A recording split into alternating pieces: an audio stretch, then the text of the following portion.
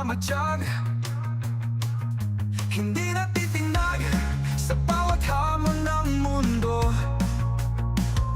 Katotohanan ang aking aramas, di ako magpapatalo. Teacher mag-reacts, galit sa kasinungalingan. Sa bawat salita, umubulusok ang katotohanan. Walang palusot, walang takas sa mali. Ako'y revolusyonaryo sa harap ng mga salbahe.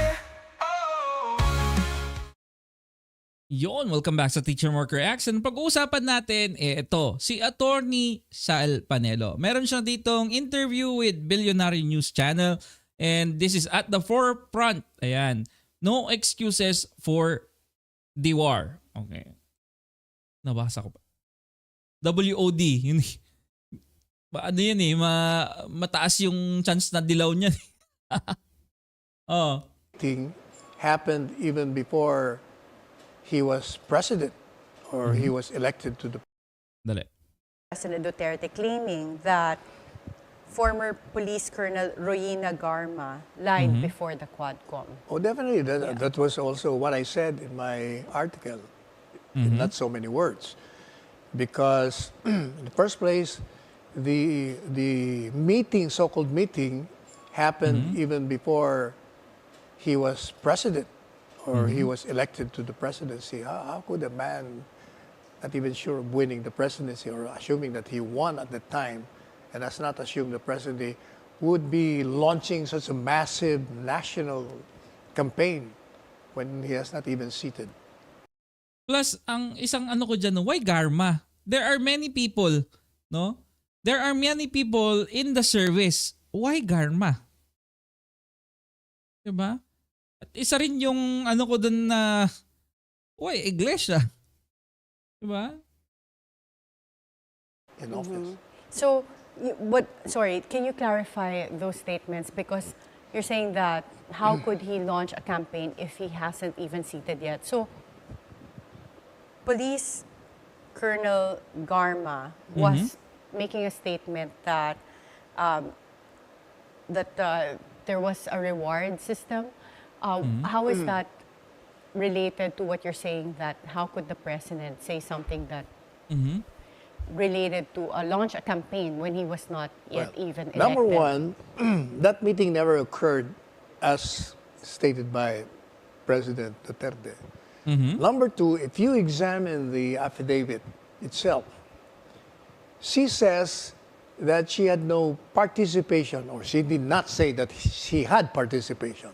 Secondly, in the subsequent paragraphs, she said that when this so-called NAVO model was launched, she was invited to join, and she declined it because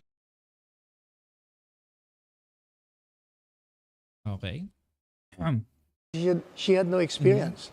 Remember that at the time, meaning those times. Actually, siya lang yung may ano, siya lang yung may guts to wear that kind of ano, that kind of suit. Okay, siya lang yung may guts talaga. Not like it is very ano eh, it brings a statement. Okay? Not every people can wear like that. When she was still police director or CIDG chief, she was also involved as a police officer. But she said, I had no experience. So when you say you had no experience, it means you were not involved in the Davao model, assuming that it existed. And then subsequent paragraph says that a certain Colonel Leonardo informed me, conveyed to me all the activities. As a lawyer, you know that that is hearsay. So how in the world can you believe this woman? But why would Colonel Garma lie? What would be her motivation? Obviously, she has been pressured either for a consideration. You must remember that she's in jail until. Parang sinasabi niya rin dito na she was coerced eh. Okay? Same narrative with Gerardo. Okay? now. For something she has said which is not a legal basis for detention. That her detention is unconstitutional as far as I'm concerned. And if you are in their place, you would do the same. Yeah. Just to escape indefinite detention. And you must remember also that This she was is being indefinite. linked as the mastermind behind the killing of 3 drug lords. So this is, you're talking about potential indefinite detention in Congress. Not because only she in was- Congress, she's being charged with murder of 3 Chinese drug lords. Okay, and since we're talking about Garma, this is a clip from yesterday's hearing. Ito. Dito pala dapat nag-start eh. Ito. Sabihin sa kanya maghanap ng iglesia ni Kristo na marami namang pulis sa Davao na membro ng iglesia ni Kristo. Why would I specify a person belonging to a religious sect when as a matter of fact there are a lot of policemen who are members of the iglesia ni Kristo in Davao City? What would be the point of asking for a special person? What did you do? I'll yeah, okay. Okay. Just a quick you don't have any charger anymore. Hanggang ngayon, sir, hindi ko nga ma-fathom. So sabi ko, well, I don't know, but it's a lie. So this relates to one of the statements of Colonel Garma that former President Duterte spoke to her and asked her to look for a police from the INC to handle funds for the drug war campaign. President Duterte was talking sense. Why should you particularize a person you wanted to lead or to be a member or whatever? When Diba? Bakit INC pa? Mas kadikit ni XPRRD ang KOGC, di ba? Kung kukuha siya, ba't di na lang sa KOGC? Kadikit ko yung mga yun. Di ba? It doesn't make sense. there is absolutely no relationship to the religious membership of any policeman. But normally, when they say that a person is lying, Is what? is lying, Yes. the stories won't be as intricate as having details. Like, for example, here, being asked to look for a member of the police that's also from the INC. What would be, I guess, the people from a third party like me, it's just difficult to understand why Garma would make up this whole convoluted or detailed story about discussing with the president and being asked to look for someone from the INC. Karen, when a person's freedom and very life are on the verge of being lost, that person will do anything. So where is the pressure coming from? Gagi, parang it's your last straw eh. Last ditch effort para para hindi mawala yung freedom mo. Oh. With respect to Garma, to Where make else? these statements. Who are behind her incarcerations? Who? Is it someone from the government or Obviously, Congress? who else? Where will it come from other than that? And, well, there was actually also a statement from someone yesterday at the hearing that Congressman Dan Fernandez was forcing another colonel to sign an affidavit to corroborate former Colonel Garma's statement or affidavits. So, That will show to you, that will respond to your question, who's behind it. It shows. They're the ones doing it. Gagi. Sabi ko na nga ba, gagamitin niya. he will use it against them. Okay? Kasi nga if they went ahead to do it with Gerardo, how sure are we na they will not do it with Garma? 'Di ba? So it creates this cloud thinking about the Quadcom. Okay? And that's subordination, you know, as a lawyer.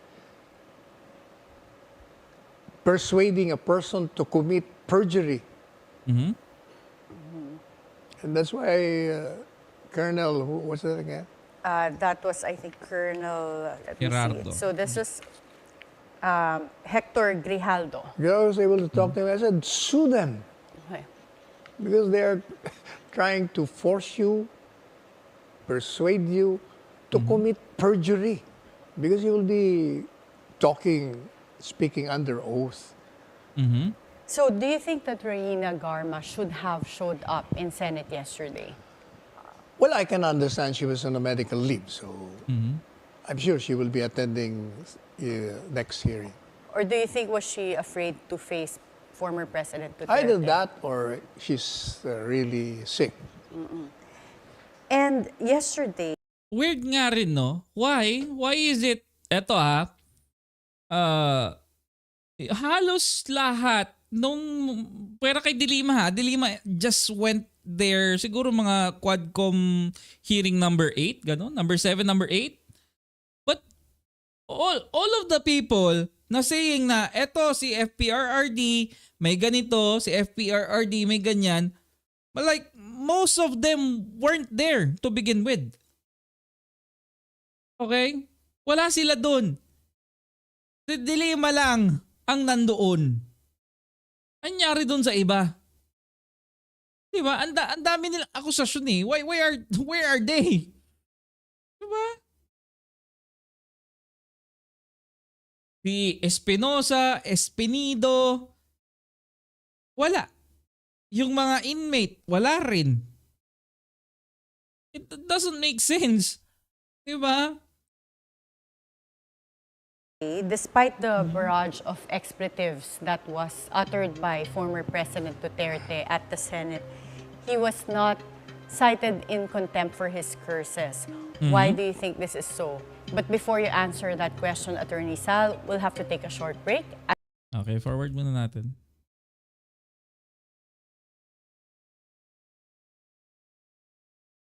May jellyfish dun.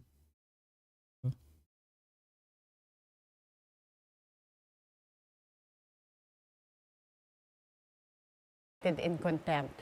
Why do you think this is? Well, you must remember that this is vintage Duterte. Andun ba? Andun ba si Espinido? May salita ba siya doon? Oo, sa umpisa pala. Sa umpisa. Sorry. He was a candidate with the same foul language, curses, the same president with the same style of speaking. So the committee, when it invited the former president, knew that would be his style. And ito rin, no? Chase Escudero was commenting regarding the profanity happening. Okay? Bawal daw sa institution nila ang profanity. And they don't tolerate that. But when you look at Tulfo, when Tulfo is committing like an investigation, okay. You don't tolerate. Diba? Yung mga sano ba, mga ganon. Mga PI, mga ganon. Diba? Isn't it double standard? You police your own first before you tell other people na walang magmura dito sa amin. And since Hello Cayetano, di ba? they said we will be liberal on all these things so that we will know the truth, we will allow it. And it did allow. So, The committee allowed. but as a lawyer, do you think that Senate suspended a lot of their rules in order to... I think it is expected na that kasi long before pa eh. Di ba? It is him na ganun talaga. Okay? Actually, nung mga una sabi ko, it's just a matter of time before he curses. Okay? Kasi nung mga una, pinipigilan pa niya eh. But as time passes by, talagang hindi na kaya eh. Hindi na kaya eh. Nung una, medyo gaganon pa siya. Di ba? Pipigilan niya yung sarili niya. Sumbat ng dulo. Oh. Well, when it comes to cursing naman, ako, hindi talaga ako masyadong nagmumura naman ako pero hindi gaano, lalo na if I'm at home, no? With my family sa Pinas kasi pagagalitan talaga ako. Our family doesn't want to hear curse, 'di ba? Curse at someone. And for me kasi, no? It's a mere expression as well. Okay, as long as you don't direct it to someone, 'di ba? Na mo ka, 'di ba? If you don't use those words, no, together with the cursings, it's a mere expression. Okay? Hindi mo nga ba yung dangal mo because someone cursed, no? Without indefinite na receiver. Hindi mo kinababa, hindi ka naapektuhan nun. Okay? Hindi yun, it's not referring to your mom pag sinabing PI. Don't assume that it is yours to begin with. Okay? To have or give more leeway to the president? I don't think so. I mean, if they're really interested in the truth, you don't stop a person from conveying what you wanted to know from him by removing his natural style of responding to questions. Are you or anyone else not able to talk to former President Duterte and say, Sir, the hearing will be live, maraming nanonood, baka pati mga bata, baka can you tone down on the cursing in You're the language? forgetting that he won because of that. Yeah. People adored him because of that. Some people adored him because of that. Because of the machismo. Okay? People alam naman natin sa Pilipinas, no? They like yung mga machismo, yung mga style na tigasin. Okay? Because of what? Because of the culture long before. Mahilig tayo sa mga pelikulang action where action stars looks to be like macho na alam mo yung tigasin. Diba? It's because of that. That's why it is the charm of him. Kumbaga. Diba? Casual na lang kasi kay Tatay Diggs yun. Though I'm not used to it because of values. Yeah. We have different values naman. Just because, we should consider na just because you yourself have your own values, no? At ayaw mo ng mga nagmumura, it doesn't mean na the value of others is the same as your values. Diba? People love him when he does it. Does that apply to everyone? But what about Yes, the but majority, parents that are conservative? overwhelming majority showed their approbation of his style. That's why he won. But I guess for most of the other Actually, hindi sunglasses, rather it is a prescription glasses na. No, if you see the eyes of Attorney Sal, no, there's problem na. Okay, that's why he's wearing that glasses. Makapal na rin, no, yung glasses niya. Filipinos, so I guess the concern would be how it would be heard by... That's for the parents, and don't let your children watch the proceedings. That's very easy. Okay, and yesterday, former President Duterte seemed to be... Pilit yung kay Tulfo eh. Yung cursing niya, pilit. Siguro pag nasa meeting sila ni MY, ganon, yun yung hindi pilit. Okay. Hindi pilit yon. Pero kung sa TV, be in high spirits, had a lot of energy for the first 4 to 5 hours. But starting 3 p.m. onwards, he was repeating a lot of the statements that he already made. How taxing was the whole day proceeding for our former president, who is now 79 years old? He was repeating these things because apparently one of them doesn't understand him. By one Sino? Gagi. Sino doon? Gagi. Actually, no, isa rin na ano ko rito, criticism ko sa ginawa nila, no? FPRRD, dapat hindi na siya nag-conduct nung late night press con. Okay? Hindi na dapat nila kinonduct yun. It turned worst. Okay? Actually, yung narrative dito sa Senate hearing, it's okay na eh. Di ba? Wala nang problema dun eh. Actually, I'll count it as a win for them. Okay? I'll count it as a win for them. Doon sa mga dumalo doon.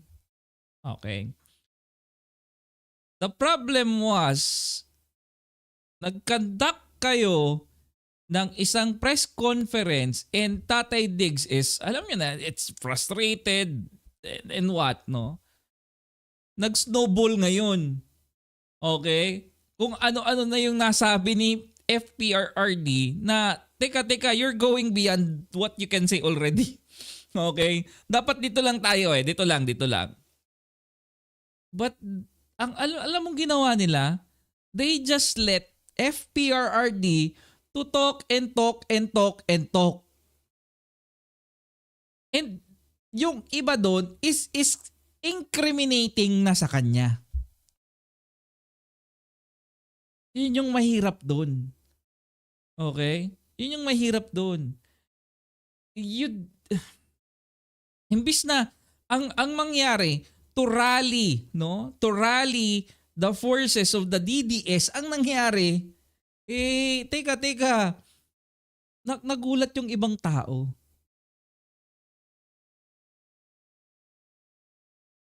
Diba? Nagulat yung ibang tao. It's not about rekindling the DDS inside of everyone. Rather, no, they let FPRRD snowball. Incriminate niya yung sarili niya. Magsabi siya ng hindi maganda na makakapagdiin sa kanya. That's a bad choice, no? That's a bad strategy for me. Kung tinigil nila, umuwi sila, panalo na eh. Panalo na for that day eh, di ba?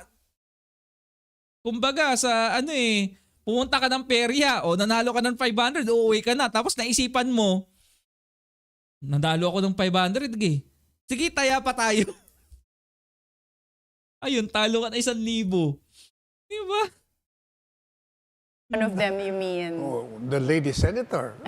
Senator Risa Ontiveros? Yeah, so he keeps on repeating what he was saying because I don't think they were on the same page.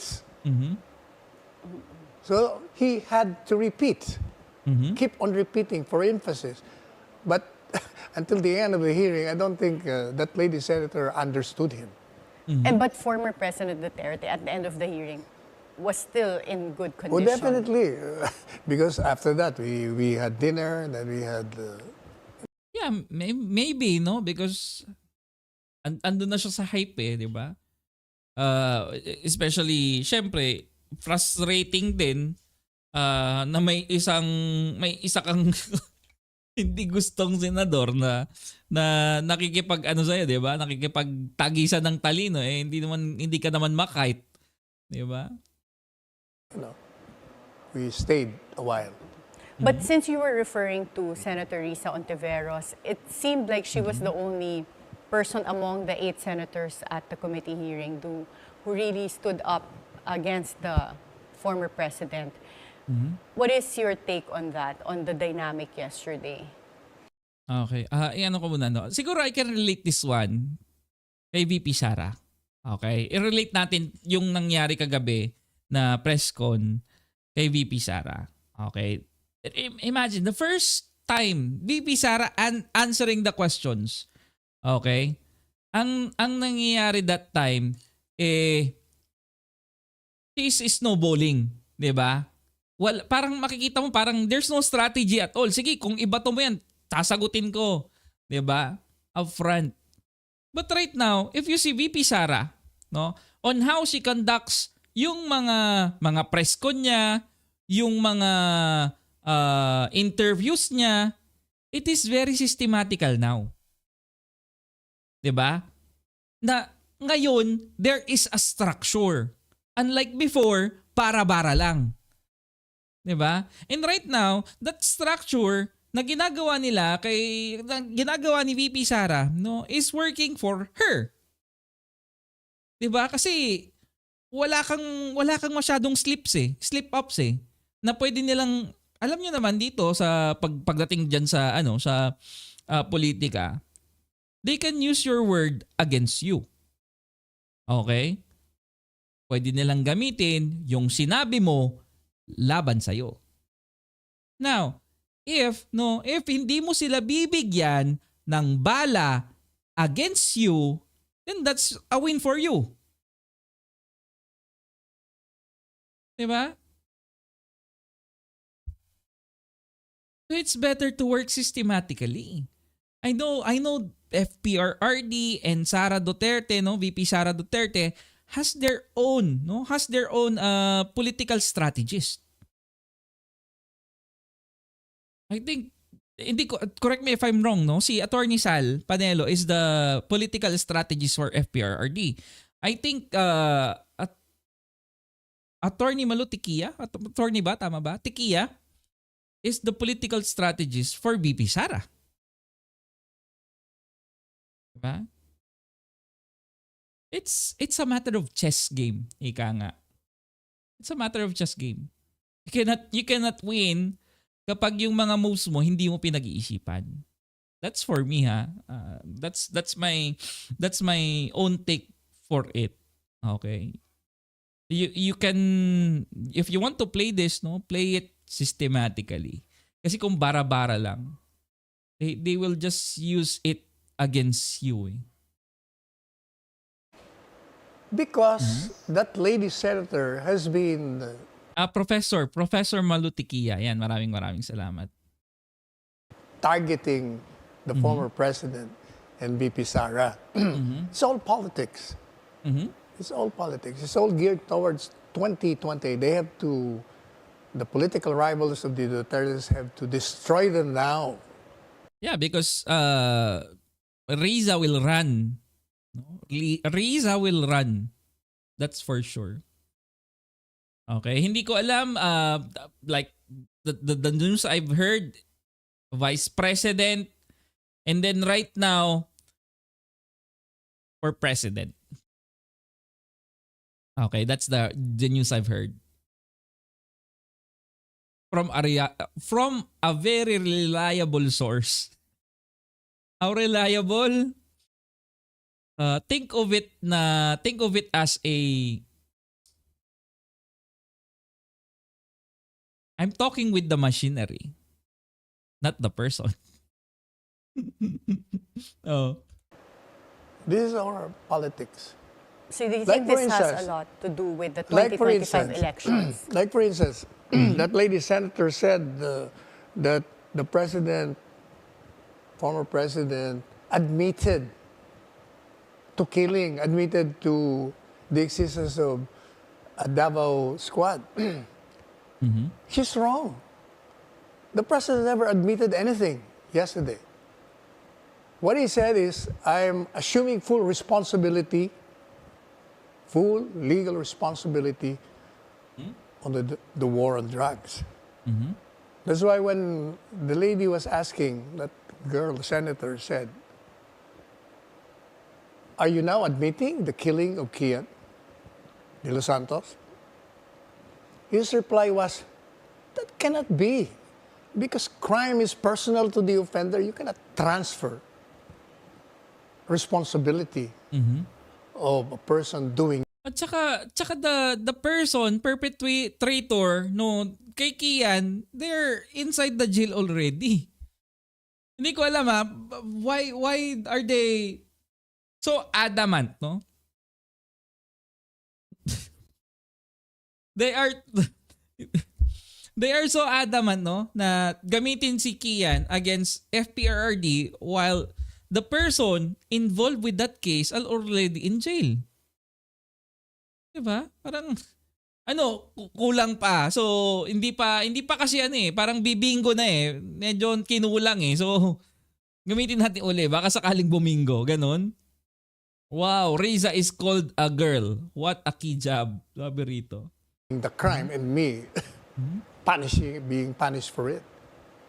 And the point of that is that former President Duterte was saying he never ordered the killing of. Yeah, exactly. It's case closed. What's unless you reopen it, di ba?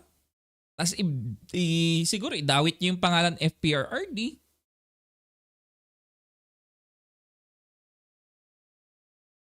Di ba? At siguro that time, yeah, they can do it. Pero kasi it's considered closed until you reopen it. Sige, siguro. Diba? Kian de los Santos. The point of the matter is, when he says, I assume full legal responsibility, is in the war on drugs, in the campaign, in the project against these criminals. He is putting himself to be either blamed or to be praised. If the project fails, then don't blame anyone. You blame me because I failed in my project. If it succeeds, then you credit me. But the lady senator keeps on, but you said legal. Yes, legal. The trouble is she's not a lawyer. When he said that I take legal responsibility, under the law, under the Constitution, his job, primordial task is to serve and to protect. So when he declared war against drugs, he was serving the people because he wanted the people to be saved from the drug menace. Now, when the Constitution says protect, in addition to protection of the... I will not make a comment on this or what because I'm not privy to law. Okay, I can only read, I can only interpolate, but this part bahala na siguro si attorney dito because this one it requires you to interpret the law. Okay, so it's not my forte, guys. Nation. He is also legally bound that when there is an injustice committed, he must prosecute those behind it. That is what he did in the Kian de los Santos. He pursued the case and the court convicted the policeman. In other words, the justice was given to them, to the family. So since you talked about protecting the people, does this involve having some sort of a death squad, or at least using that term loosely? Let's look at this clip from yesterday's hearing. Yan. Lahat itong sa right side ko, dumaan ito ng Chief of Police Director. Puro commander ng death squad yan. Gagi. Oh. I thought there was no existence. Trabaho ng pulis yan. Literally, hindi mo sabihin ng death squad. Yung isang senador, yan ang nakaupo niyan, si Senator de la Rosa. Death squad rin yan. Luis. Siya na yung nagturo kung sino yung mga death squad eh. Ano yun? Oh. So for the record, is there really a death squad? There is none. What he's saying is that these people are involved in enforcing the law. And if they arrest and the criminal, suspected criminals resist arrest, then they can do reasonable force. And necessarily, if they kill, euphemistically, they are the death squad. That's a figure of speech. It's a figure of speech. Figure of speech naman daw. Figure of speech. Okay? Of the former president to Yes. refer to a death Even squad. the headline, I was reading the Philippine Star headline. Duterte admits to a death squad. Of course not. The trouble with people is that they're not listening closely to. Yeah. We need to, guys, ako nang sasabi sa inyo. You need to practice discernment every time with all the informations that you're getting. Okay? May internet na tayo, may chat GPT. We have the tools, no, guys. Ang gagawin nyo na lang, for example, kung tamad kayo mag-research, use chat GPT. Tanungin nyo lang dun. It will give you the answer. Okay? Nung gusto nyong malaman. Actually, including yung mga articles, news articles, it will be included there. Okay? To check kung totoo ba yung mga sinasabi natin. And then, kung may mga video na alam nyong kitang-kita nyo, clinip lang. Okay? Ang gawin nyo dyan, no, what I do is, kapag may videong clinip, I take a screenshot of it. Okay? Tapos sa Google. Okay, dito. Turuan ko kayo para makita nyo yung mga ano. Dito sa Google, di ba, normally, nagchat-chat lang kayo dyan. Okay? What you do is search the image. Okay? Search the image. May ano ba rito? Let's say, ano ba rito? Pictures, screenshots. Ito. For example, ito, si Cheese. Okay? Cheese Escudero. If sinearch nyo, okay, yung picture ni Cheese, this is a screenshot, okay? Tinuturuan ko na kayo para to know how it works, okay? If you search Cheese Escudero, tas makikita nyo, yan, lalabas yung mga videos dito. Okay? Lalabas yung mga videos. So you just need to check and watch the whole video. Okay? Sino pa ba? Back natin. Sino pa ba?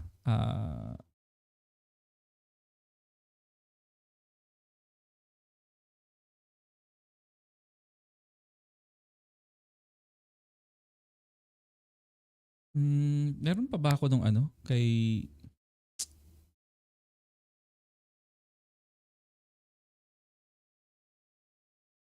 Garma. Search nyo lang. Garma will show up. Okay?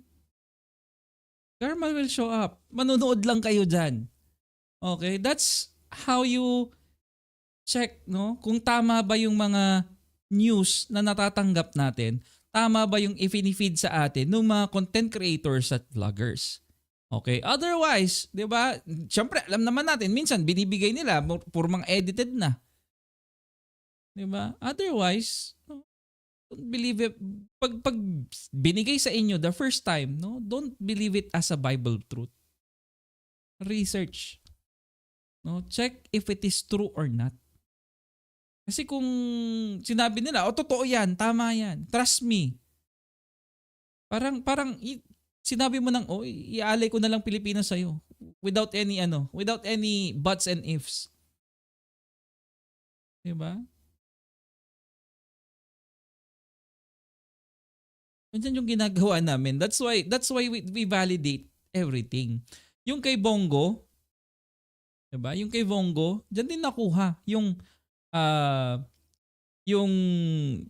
doon sa sinabi ni Bongo na it is for the Ninja Cups. Okay? They are saying na, umamin na si Bongo. Sinabi niya may reward. Ito is 1,500,000 without even taking the full context. Okay? Para saan ba yun? Ngayon kapag sinearch mo, ay para sa Ninja Cups pala. Diba? Kawawa naman yung naniwala na sinabi ni Bongo, umamin na si Bongo that there is a reward system ng mga namamat na unlife. Diba?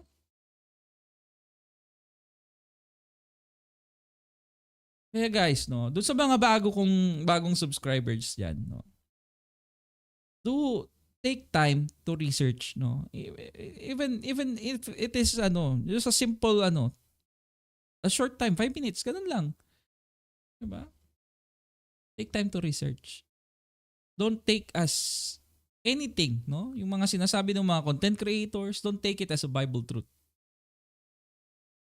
Check if it is true or not. Okay? Ayun lamang guys, maraming salamat sa panonood. Tapusin na muna natin dyan, no? Kasi mag-start na rin si Atty. Libayan, no? So, ayun, maraming salamat sa panonood. And I'll see you sa live ni Atty. Libayan. This is Teacher Mark. Out. Bye-bye guys.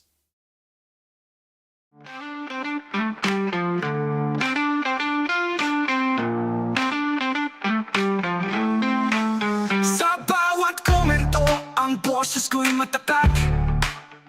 Katotohanan ang gabay sa harap ng mga malalakid. Walang kinikilingan, tapat sa bawat salita.